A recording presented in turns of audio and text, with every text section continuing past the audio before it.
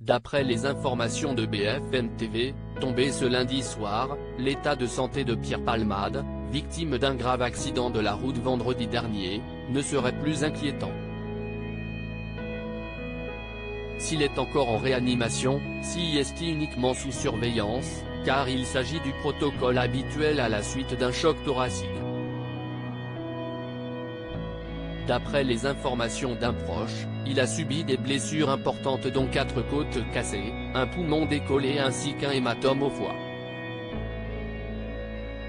Mais sa vie n'est plus en danger, ce qui signifie que sa garde à vue, qui est pour le moment suspendue à l'accord du corps médical, devrait se dérouler plus tôt que prévu. Notamment et possiblement demain matin.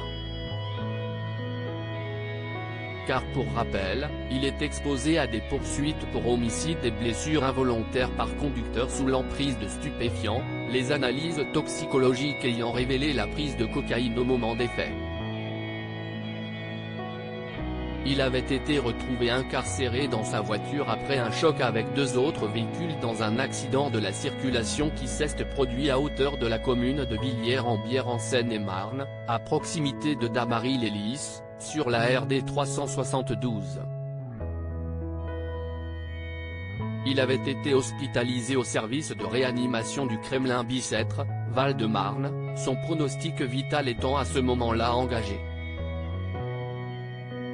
3 personnes ont été grièvement blessées lors de l'accident de la route impliquant la responsabilité de Pierre Palmade ce 10 février 2023.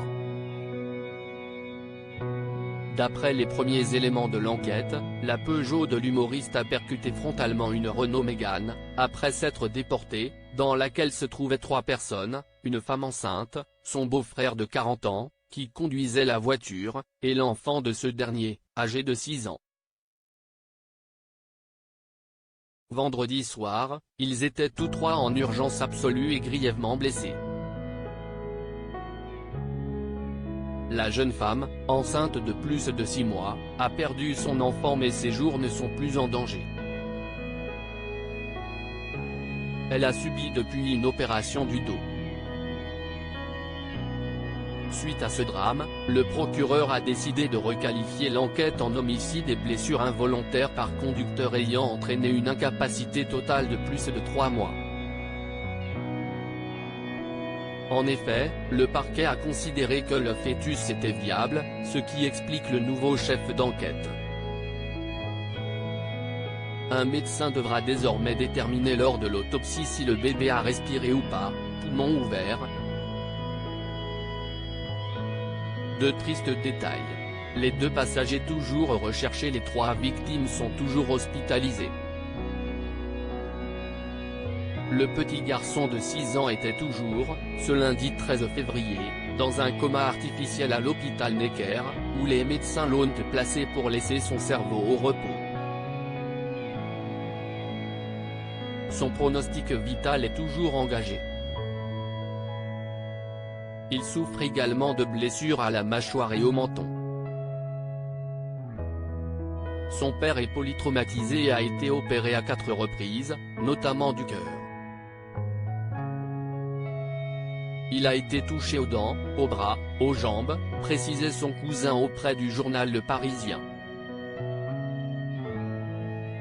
Gravement blessé, ses jours ne sont toutefois plus en danger, a confié celui-ci auprès de BFM TV. A noter que Pierre Palmade était accompagné dans son véhicule par 2 passagers, qui ont finalement décidé de prendre la fuite juste après l'impact. Un comportement irresponsable passible de poursuite pour non-assistance à personne en danger. Ce lundi, le ministère de l'Intérieur a notamment appelé les 2 fuyards, toujours recherchés, à se rendre.